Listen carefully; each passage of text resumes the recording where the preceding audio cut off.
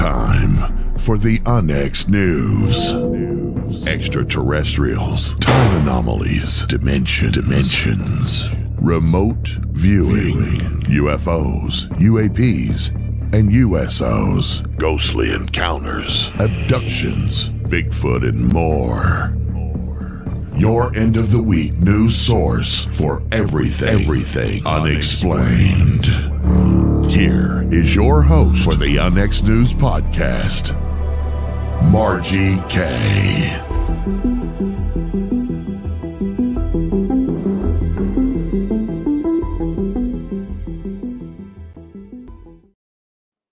Good evening, everyone, and welcome to Onyx News.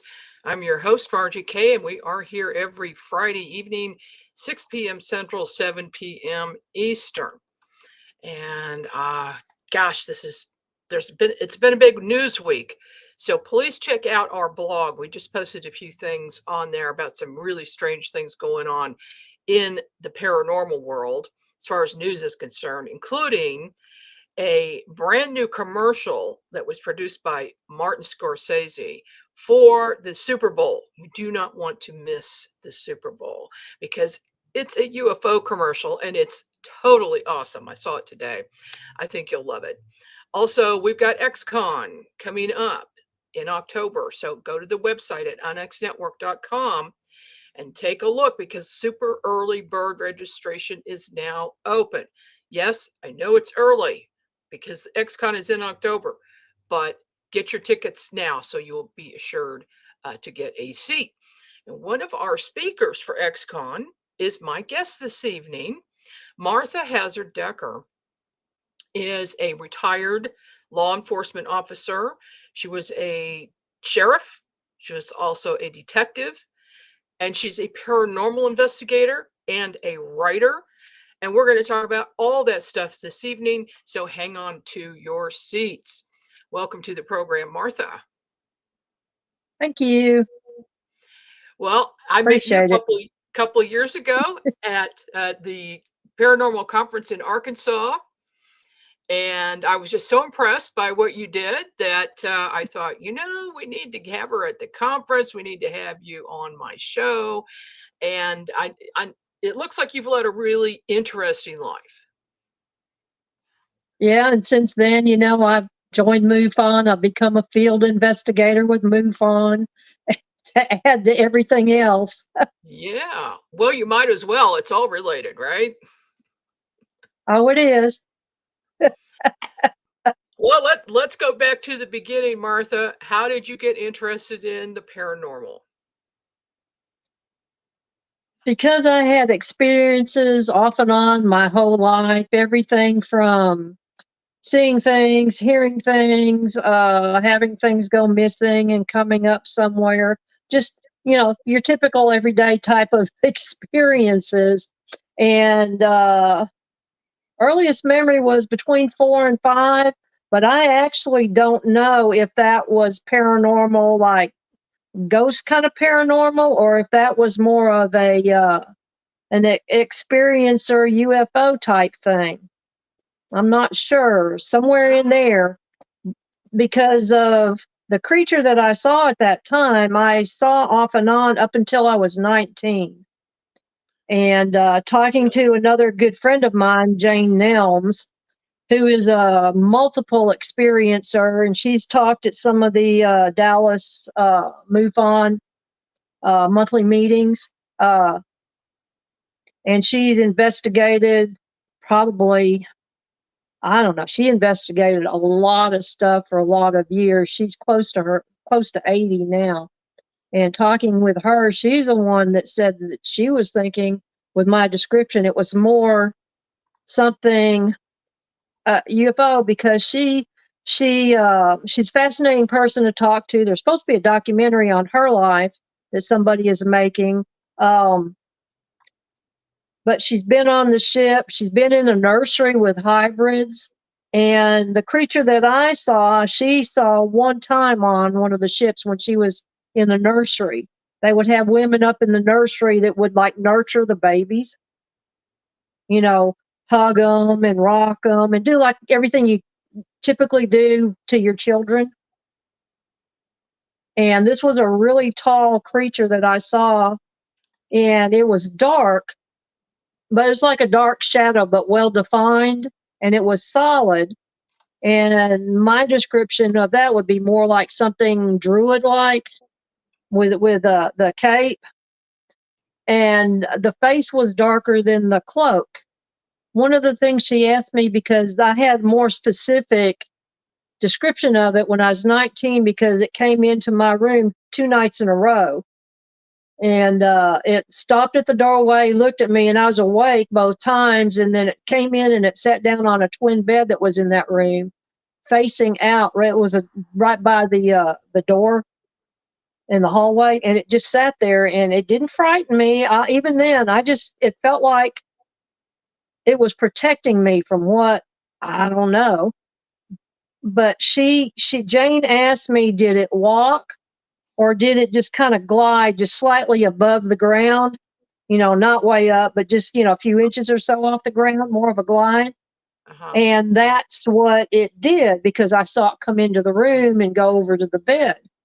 And she said that is what she saw on the ship with the hybrid babies, and that he came into the nursery, looked around, and then went out. That's the only time she's ever seen a creature like that. And she said that it was one that was kind of high up in the hierarchy that came in there. I mean, that's all she knows about it, but that's where she saw that. So I don't know. So, description of the creature that you saw? That was it. That was it. Okay. That was it. It's druid-like in a cape, gliding just above the ground. But it was a solid mass. It wasn't like when you say it was dark and shadowy. It was a dark but solid mass with a cape. That's why if you picture a druid with the capes and the hood that goes over, but when you looked inside where the face would be, that was even darker, if it's possible, but it was even darker. Okay, so and that was the exact description of what, and that is what Jane saw, was something exactly like that. Mm-hmm. Well, there are a lot of reports of what we believe are ETs wearing robes, and some of them are fully covered. You can't see their face or their arms, but usually, at least in my experience with the investigations I've done, they're white robes, and in some cases glowing. So for that to be dark, that's something a little different. I think that's out of the ordinary. And how long ago was that? So the first time I saw it, I was between 4 and 5. Yeah. Oh, wow. 4 and 5. So you got an early start with paranormal stuff. Did you have any UFO sightings throughout your life? Not that I know of, although I remember I had, when I was around that age, there was another time where a T intersection came and teed it like my bedroom. But this neighborhood had hardly any houses. It was a brand new neighborhood. So I knew what headlights looked like. And I was in the corner. And so I had 2 windows, and I was asleep. It was the middle of the night, and I was facing the side window, and something woke me up. And you know how you have the feeling when somebody is staring at you?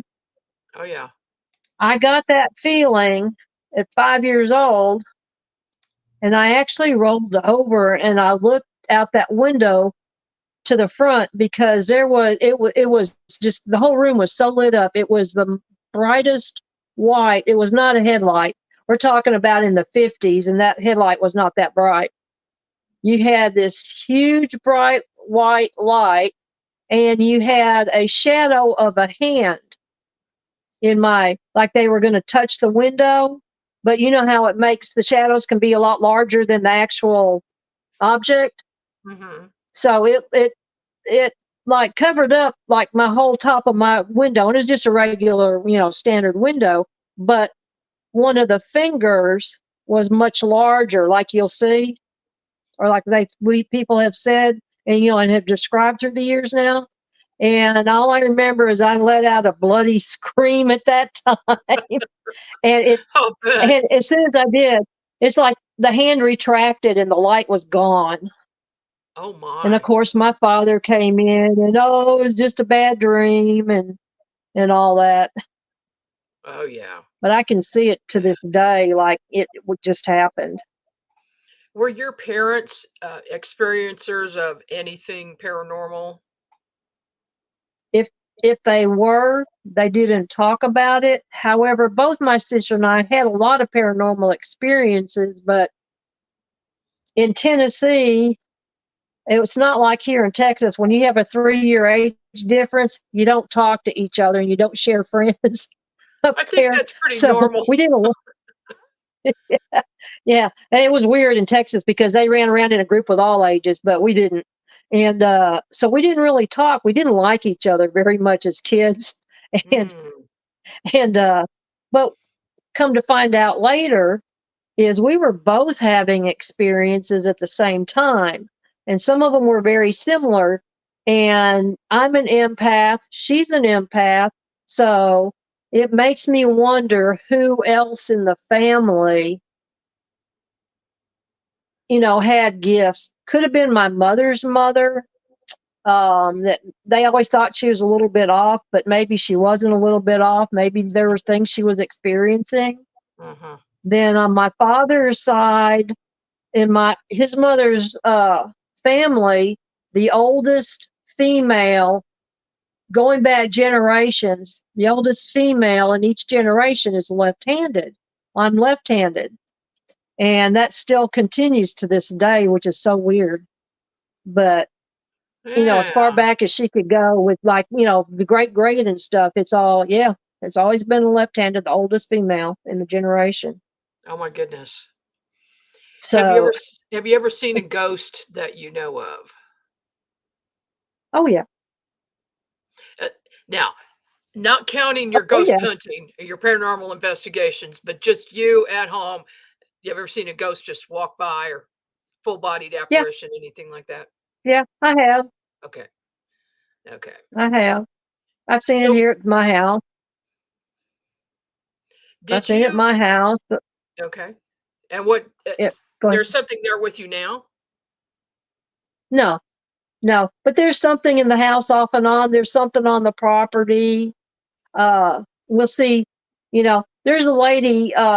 When you sit in my living room and where the TV used to be, you're facing the window out back, and we're on 5 acres, and it's most of it's all wooded, heavy woods now. But it's a Spanish style house, so the front door, like my back is to the front door, and when you're in the foyer, there's a little arch like they do in a lot of those homes to hand stuff. There's a little shelf right there, and I can look through the window in the back, that I'm facing, and I will see a shadow of a lady in a house coat quite often walking Hmm. back and forth. I don't know where she goes. I only see her in that window, but she's behind me. That's one thing. We hear then I see a guy outside sometime, and those could probably be past owners. I've got a friend who's really good at cold reading, and she said that we have, you know, it's East Texas, Northeast Texas, so a lot of stuff has to do with the Caddo Indians.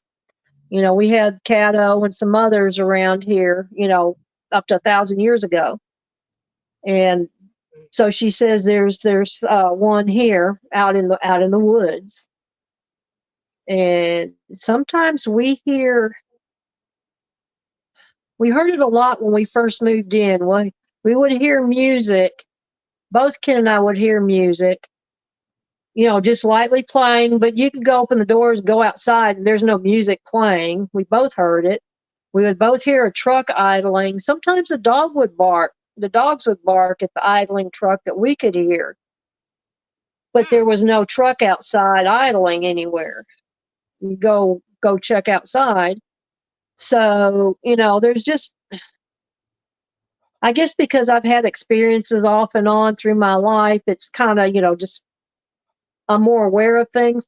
Ken's aware of a lot more. There's a lot more going on now that I've been doing a lot more stuff. All the time I've spent over in Mineral Wells and working on books there. Uh, there's a lot more I pick up on, and there's things he picks up on now, my husband. Well, that's good. So It's good not to be yeah, alone in this. When things get weird, it's nice to have your partner be able to experience that too. I yeah. Okay, yeah, we'll get to that, Dan. We will get to that, but I'm seriously feeling a Bigfoot or Sasquatch near you. Have you had any activity along those lines? I have, but not here, other than pretend. I have a friend. They initially called me about paranormal activity on property that they have in southeast Oklahoma. They have 80 acres up there that's surrounded by the Big Cow Creek and the Little Cow Creek and National Forest, and it is 20 miles due west of Mena, Arkansas. Oh, And they have over 3.5 miles of trails out there. And let me tell you, the first time I went out there, it was on. I've had more experience. I've gone out there. In fact, the very first, it's like I remember the first time I stayed at a haunted location. It's like, am I going to open my eyes at night, or am I just going to just lay there with them shut? And this one, we weren't there. There were three of us, and we weren't there 5 minutes or so. And there was there's a metal building there that we were in, and you have to cross the creek to get back into most of the stuff. And the guy that was there, um, he passed away a year or two ago from cancer, but he was more of the caretaker of the property, and he has videos on YouTube. Uh, can't think of his last name. His first name's Robert, and every day he would post stuff, but within 5 minutes, like as soon as he left and went across the creek, we're getting rocks thrown at the building. And I look at the other two women with me and I go, gee, should we lock the door? Or is Bigfoot going to open the door and come in the building? yeah. But after that, we had that was the initial thing. And then after that, oh yeah, we picked up audio. We would hear, tree knocks. We would hear them calling out to each other. There was a lot of places with trees bent where they could stay in. And it was like a highway. And Robert had run into a lot of them, because he would go out and he would put out apples and different things along the trails.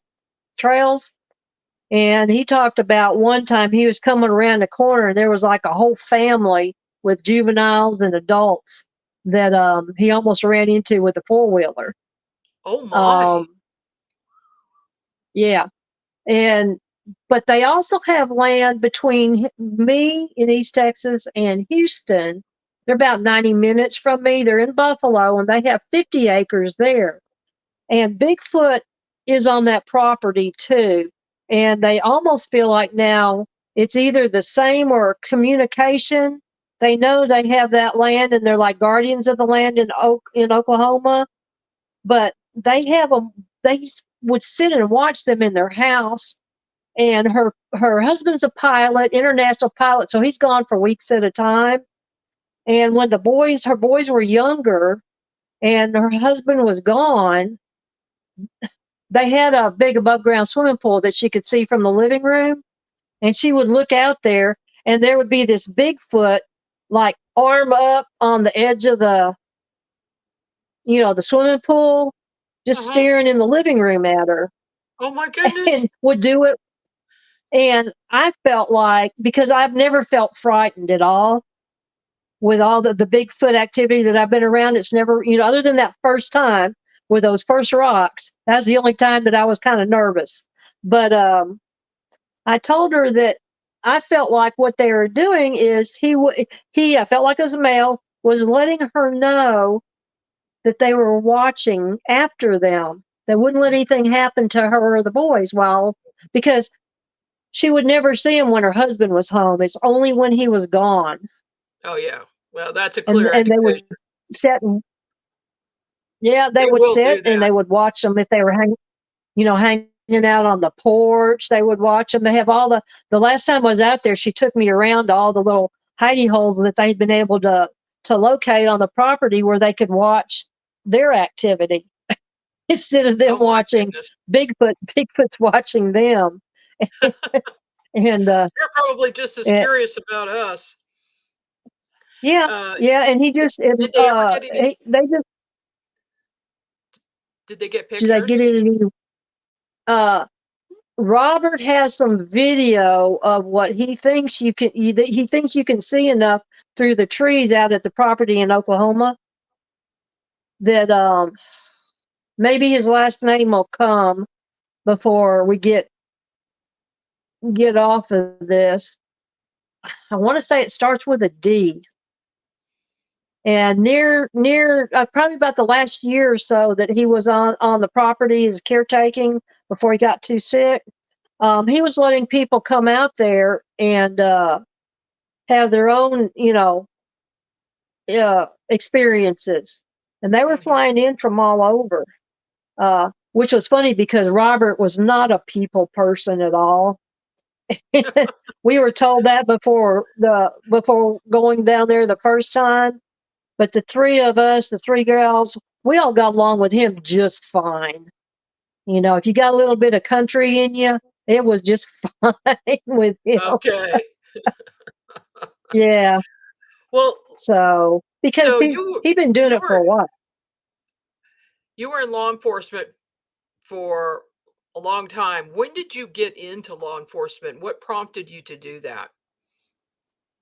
Well, I was a photojournalist and I was writing with the cops and writing about it.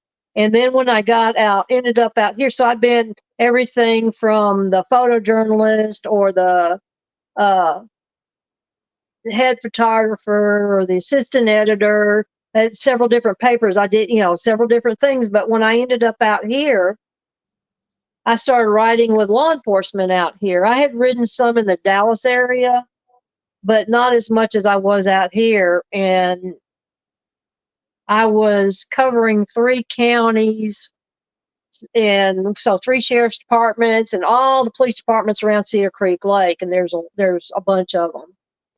And then when I started writing with them, it just was fascinating.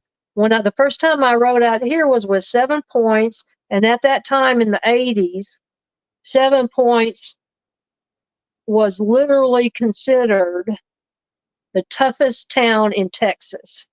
And somebody did it might have been Skip Bayless. Somebody wrote a feature article in in Texas Monthly, or Texas, I think it was Texas Monthly, not Texas Highways, but Texas Monthly, about 7 Points. So that was when I really started, and then I ended up reserving with that department for a while. Then I went back into my journalism, and I was also a volunteer firefighter at the same time, and I was head of the dive team. And but then I decided I wanted to get in law enforcement because in law enforcement I could use all of the different training that I had, all the different stuff. I could use my scuba. I could use uh, obviously my interview techniques would work just fine with law enforcement, and just a lot of the different things that I had trained for. I had arson investigation training and a lot of different things that would just transfer over into law enforcement out here perfectly. And Hmm. that's how I got into that. It's the same thing working for the newspaper. I'm not one that could sit in a building. I would go crazy. So every day was, Right. you never knew what you were going to have. Oh my goodness. Well, we are up on a break, and after this, we will come back with the very multi-talented Martha Hazzard Decker. This is Margie K. Don't go away.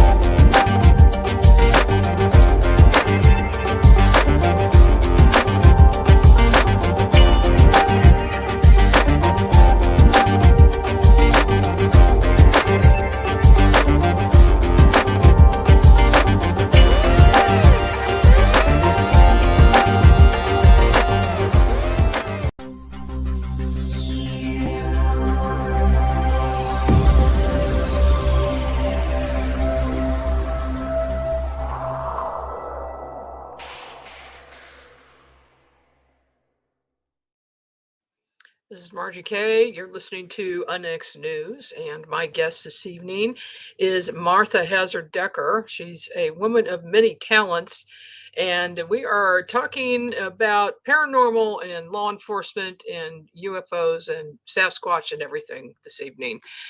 Martha, when you were in law enforcement, did you ever run into someone else who may have had a paranormal experience that you had to investigate?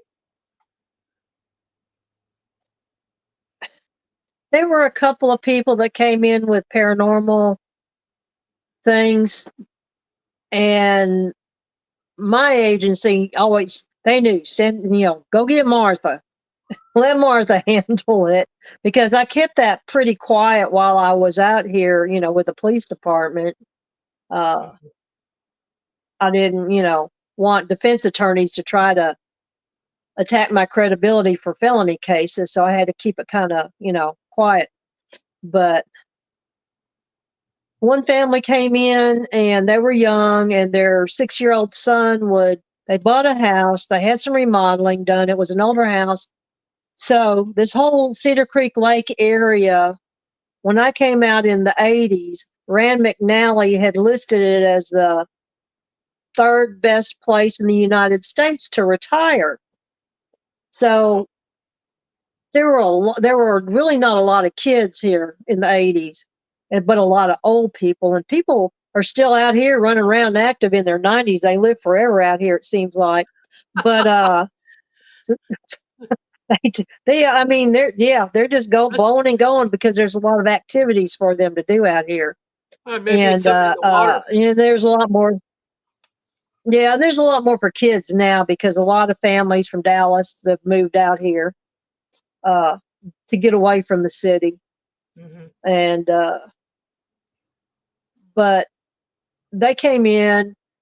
Part of the house was original. There was a little bit added on, and they said their son was talking to somebody who wasn't there. They could leave and have lights off, and lights would be back on, would be on when they came back. And I didn't really attribute a lot of that to anything electrical because they had just had a lot of major renovations done. And they had a closet in their bedroom that if the door was open, their dog would stand and stare in the closet and bark constantly. But they also told me that when the remodeling was being done, that the construction crew found a bunch of bones. Now, you know, probably animal, but I don't know because I never got to see. They ended up just throwing those away. And Hmm. of course, I explained to them, if you find bones on your property like, that, and you don't know if they're animal or human, call law enforcement, let them see what you have and go from there. But they threw it out with a lot of the stuff that they had pulled out of the house. And after they came and told me all this, I went into the house for a little bit. I really didn't feel much of anything in their house. And they had said that it had pretty much everything had stopped after the bones were gone and after they had talked to me. And a lot of times when people talk to me or when they call me, because if they're out here, they'll go looking for someone in East Texas, and my team is called East Texas Paranormal. So I didn't think about all that when I came up with that. But a lot of times after I talk to them, I require them to send me a detailed email with their full name. Uh-oh. Think we lost Martha there. There is a storm going on at her house right now, and her internet went out. And I know that she is doing this on her cell phone. So hopefully we will get her back in just a moment. In the meantime, I'll show you a couple of her books that she's written. Now, hopefully we'll get her back so we can talk about the haunted Hill House that she has investigated for a number of years. This is an ongoing investigation. They've been in there many times with her team, and it is extremely haunted. The book is available at Amazon. I know that. I just saw that there today. And looky here, we got Martha back. Yay. You went out for a minute there. Okay, there we go. Okay. Glad to see you're back. Is that storm still going on there?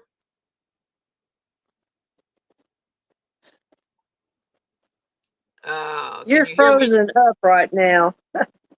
Okay. We have a little bit of storming going on, but it shouldn't really affect it. Okay. Can you hear me now? Guess not. Okay. Let's talk about this, Martha. Okay. Tell us about the haunted Hill House. Uh-oh. Oh, this is what happens with live production, people. Sometimes things just don't go as planned. Maybe we'll get her back. And here is her other book called Paranormal Profiling. So that might be something to check out as well at Amazon. Okay, Martha, are you there? Can you hear me? I'm here, sort of. Okay. Can you hear what I'm saying? Uh-oh. Can you tell us about the Hill House? Okay, let me show this again and see if that triggers her. I can see you. I can see you. Okay, but you can't hear me? Okay. Oh dear. Okay. I don't know if this is going to work. Okay, Grace, I guess, we're going to have to take this up again later. Sorry, guys. It's a Paranormal Friday for sure. Oh gosh, it sure is, isn't it? It can, this is fascinating, but it's one of the, it's one of the tenets of live broadcasting where, you're a slave to the digital world, and it's always difficult, always, when things are out of your control. So we've got her, but let's see. Can you hear us now, Martha? Martha, can you hear us? She has no audio. No, she doesn't. She's got a storm. I see lightning in the background in her window back there. Yeah. Oh, which is why I'm not on internet. But you can hear me now. Yeah, I can hear you now. Oh goodness. Okay, let's get back to it. I really want to dig into Hill House. Tell us about that. Oh my goodness. The pictures that I don't know if you're able to pull up or not that I sent you. I do have it on my TikTok. If somebody wants to view the video, we were there on December 30th. I have been there for on New Year's Eve. And of course, we were there New Year's Eve. We just spent the night on the 30th. But whenever we do, there is something really weird that happens at that house. A year or two before that, they were hearing like horse hoofs or something on the roof. And right at midnight, we heard them outside, and there's deer in their area, but these were not deer at all. Right by the front door, there were hoofs the size of a horse hoof that was out there. And earlier we had been sitting on the front porch, and there's a funeral home across the street, but there's an empty lot between the funeral home and the house. And we could hear what sounded like a horse, pawing at the dirt and doing some snorting. We could hear that, but she felt like it was not just a regular horse. There was something more to it. So this year, or, this December 30th, it was after midnight, so it was the 31st. A bunch of us were upstairs, and we had been in Toby's room. We were all like close friends, pretty much of the owners, Kathy and Sonny, that they had invited over. So it was a small group. And so we're up there, and then Maria Elena Santos Kemp who is the psychic for the house, was going to go downstairs. I don't remember, was to get something to drink or to go smoke, but she was going downstairs. And so we were all in Toby's room, which faces the stairs. And all of a sudden we heard this god awful noise where it sounded like she's tumbling down the stairs. And then it sounded like she just crashed on the floor. And we all run because, you know, did she break something? Is she dead? You know, what's going on? And so when we went down the stairs to the landing, you got the railing, but the newel post at the end is gone. Maria is on the floor on her back. And she said that she literally, so she went over that railing. When we reviewed the video, she stops at what looks like the landing and leans against the wall a little for just a second. And when we reviewed the video, you can see a hand literally push her. So the sound we hear is her running down. If you go down something steep, and the faster you go, the faster you go. Mm-hmm. Well, that was her. She didn't miss a step, but she's like, it pushed her, and it's like she's running down the stairs. And if she had continued, she would have gone splat at the end of the stairs, and she would have been hurt. Instead, she goes over the railing, and what we saw when we reviewed the video, because we can do that in real time pretty much over in the command center, is you see this white light literally as she's getting near the end of the steps. It goes on, and she goes up and over that railing. And she said she never hit the floor. She said it was like something just gently sat her on the floor. But when you see the video, it's so violent. And when she goes over the railing, her arm literally takes out the newel post all the way to the ground. The whole thing is ripped out of the ground and everything. And she ended up with some broken bones and had to have surgery. And she just got the pins out this I think this week or last week she got the pins out. Oh my goodness. I've got that video here. I'll show it right now. Okay. She didn't miss a step. She didn't miss. They show that one more time. Yeah. She didn't miss a step. She didn't miss. See it a little bit. It's hard. She didn't miss a step. She didn't miss. Yeah, it does look like so she was the newel pushed. post and the railing stopped her from slamming into the ground, but her hand, when she went in, that newel post got pulled out when she went in between, and then she got scraped up from nails sticking out where the newel post had been attached at the railing. Mm-hmm. But oh my goodness, what is the history of that house? Why is it so haunted?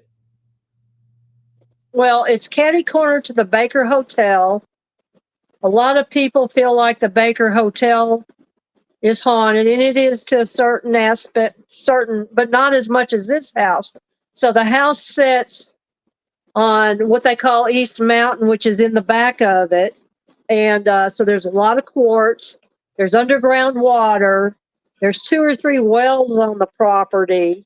Mm. And there's a tunnel from the Baker across from the Baker is a church. And there's a tunnel to there, but there's also the tunnel continues to Hill House. We're still working on finding the entrance to the tunnel. We know the tunnels are there. The city will deny them, but we have talked to people who, as children, played in the tunnels. When they bought the house in 2018, the house was built, say, around 1870s, somewhere in there. But when they bought the house, the vagrants were going and staying down in the tunnels and in the basement of the Baker. So we know there's tunnels there. At one time, the tunnels were flooded. There's a nurse whose father was an engineer for either the city or for the Baker Hotel, and he has the blueprints.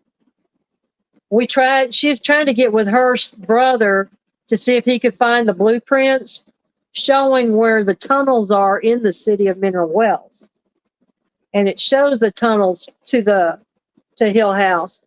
And that was because so the Baker was built, I think, in the 20s, early 30s, late 20s, somewhere in there. So this is during Prohibition, and people would go over to Hill House, and it was a brothel, it was a speakeasy, and they could use tunnels to go back and forth. There's also been people that live in town have said that there were babies, if a prostitute was pregnant, that there were some, and there's one room out and back of the house that there were either abortions done in there, or they would have babies and they would take the babies and say that they were dead. And they would, because a lot presidents and a lot of elite people like that would go to the Baker Hotel for the healing waters and so on. And but they would go stay over there, and they would transport the babies, through the tunnels to a family over at the Baker Hotel. Oh my goodness. So we have that. There's some deaths. It was initially owned by a doctor, and his brother, who is also a doctor, had a house next door that mirrored this one. So you had the two of them where the porches faced each other. But Hill House, you cannot find it in. You can find his brother's house, but you cannot find Hill House in most of the old photographs and drawings and renderings of that area.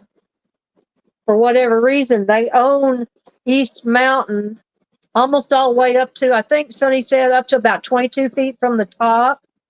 And that's where the welcome sign used to be. There was a water tower up there for the Baker Hotel, which is actually on their property. We found the footings where the sign was. A tornado took the sign out. In fact, the Hollywood sign was the person who did everything to get the Hollywood sign up. His family lived in Hill House, and he came to visit. He was a famous producer. I can't think of his name right now, but he came out, he saw the welcome sign, and he came up with the idea for the Hollywood sign. He was also murdered by his son at his house in California. Oh my goodness. Just adds to the rest of the murders with the family. Wow. Wow. So where is this house located? What town in Mineral is this Wells, house? Texas. Okay. Yeah, okay. it's catty corner to the Baker Hotel. Yeah. Okay. So how many times have you been and there? People can rent it for the night or for the week or whatever, and stay and investigate. There's bedrooms, there's bathrooms, there's AC, there's heat downstairs. The owners they'll do a detailed history of the property. They provide all kinds of equipment to use for investigating if you don't have any. They snacks, drinks, fancy donuts in the morning. They do all sorts of stuff for people that are there. And of course, there's been a number of shows that have filmed there. Because I was on Portals to Hell when they filmed there. I was on Portals to Hell. So this is just Nick Groff filmed. Little normal house Nick on Groff a street. filmed. Yeah, well, it's a pretty good sized house too. I mean, it's over. Yeah.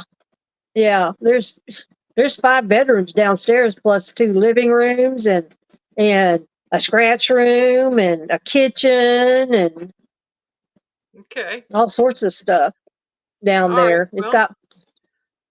Yeah. Okay, let's talk about this book a little bit. What is this about?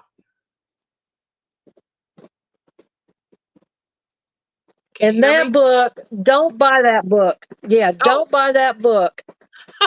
Okay. Because the publisher owes me money. We've been out of contract for over 5 years. I've been trying to get it taken down. for copyright violation because they don't have contract with me anymore. They owe me money. They're pretty much out of business without saying they're out of business.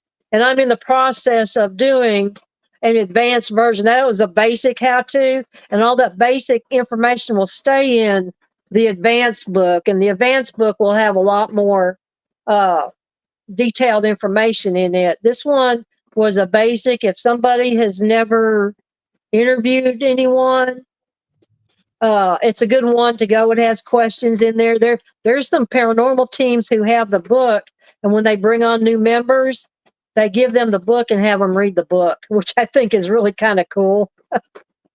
If they do that. That's really needed.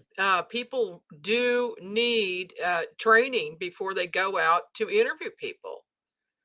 Yeah. And yeah, it's you can't just, as a paranormal team, go buy some ghost equipment and just start working without knowing what you're doing. It really needs training. That's one of the things that we're working on here at the NX Network. I'm working on a certification program right now. So that's going to be something up and coming. And yeah, we'll have to talk about you being involved in that. Because, you've got the especially if they're going to go into residential homes like I do. If they're going to go into residentials or businesses for them, they really need to know what they're doing and not just learn off of TV, because those shows, there's a couple of good shows, but for the most, it's entertainment. The shows are entertainment. Exactly. And, I used to tell people because I'm an instructor for law enforcement, and so with law enforcement and actually when I go do the presentations, if I do one on how to interview, it's pretty much a law enforcement training, because you do basically the same things. But I say it's the same with cops. You used to watch cops to learn what not to do. Not what to do, but what not to do. Yeah. And so that's the way a lot of the paranormal shows are. You don't necessarily want to do what they do. There's not a demon around every corner. So right. And antagonizing the ghosts, I'm not a fan of that at all. Because you could get hurt doing that kind of stuff. Well, you can get hurt, and if they're going into somebody's private home, and there is actual activity, a lot of times I find there's really not, or it's just residual. And every now and then, when we figure out what it is, it's something that they're fine with once they really understand what it is. And but if there is some activity that's not all that good too, if they don't know what they're doing, they're going out there for giggles and grins and to get stuff for their YouTube channel, because they're going to be famous, and they leave the family in a lurch, and in the meantime they have stirred up stuff. And I've gone out a number of times to homes that was the case. So I try to teach homeowners, do due diligence when you're looking for somebody to come to the house too. Yeah, exactly. You don't want just anybody. We've got a question. What about the EVP apps that you can download? Should you leave them alone? EVP apps. I use them. I use them sometimes. I don't take them as, I use them as a tool. I don't, because I have seen different people are good with different things. We had a team member that he would get amazing EVPs. But I've also seen somebody, I talked to Ian Powell, who is like an ITC, he's been working ITC stuff for a very, very long time. And he's always experimenting. And he and I were talking one day a few years ago, and he said, that's it. There's different things for different people. I have seen people use apps that I wouldn't give 2 cents for, but I have seen things happen on some of those apps that, it helps to understand how they work. and so that you're always a little leery, and I might not necessarily show it to somebody as evidence. But I can tell you, a friend and I were up in Oklahoma, and we were at a cemetery, and she had one of them on that she would turn on sometimes, but there was no sound. We wouldn't ask questions. We would just set it down, and it would, bring words up, and she could see it. But if we were doing an interview, they wouldn't even know what it was there. But we were in the cemetery one day, and on our way out, there was a headstone that was on the ground. So Vicky trips over this headstone. She's not saying anything. She's not talking. We're getting ready to head out. She trips over the headstone. And when she trips over that headstone, the name on that headstone shows up on that app. Oh, wow. How did that do? First and last name. Nobody mentioned the name. That we're out in the middle of nowhere. How does that happen? Yeah, exactly. Wow. I don't know. Yeah. So, Well, we just haven't. that's why I kind of take them with a grain of salt. But it's something, though. let's see. I can tell you. Yeah, I can tell you there was one app that this one team put together, and we'll do tours, or Kathy will put together tours occasionally, but usually once or twice a year. At Hill House right now, she's doing one where there's an afternoon tour and an evening one that goes till midnight. And she'll put somebody in the rooms in the evening, like kind of like a docent, and there'll be equipment and everything around.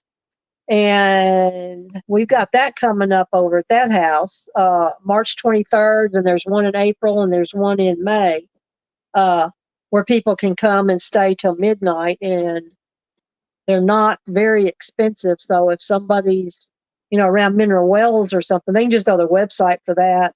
Okay. Well, we're out of time for this evening, Martha. Unfortunately, I could keep going with you for a couple more hours. How can people reach you and find out where you're going to be speaking, doing events, and all of that? They can go to my Facebook, just Martha Hazzard Decker. I'm on TikTok. Just use Martha Decker on TikTok or Instagram or X, because I'm on most of the social media, and so they can get a hold of me that way. Yeah. Okay. And we're looking forward to having you as a speaker at XCon in October. So I can't wait. Yeah, I can't either. It's gonna be good. We've got it loaded up. Yeah, everybody. I'll have some new books. I'll have some new books with me. Yes, I need to talk to you about that in private. Okay. Thanks for tuning in. Thank you, Martha. We'll see you soon. And thank you, everybody, for tuning in tonight. I'm Margie K, and we'll see you next week.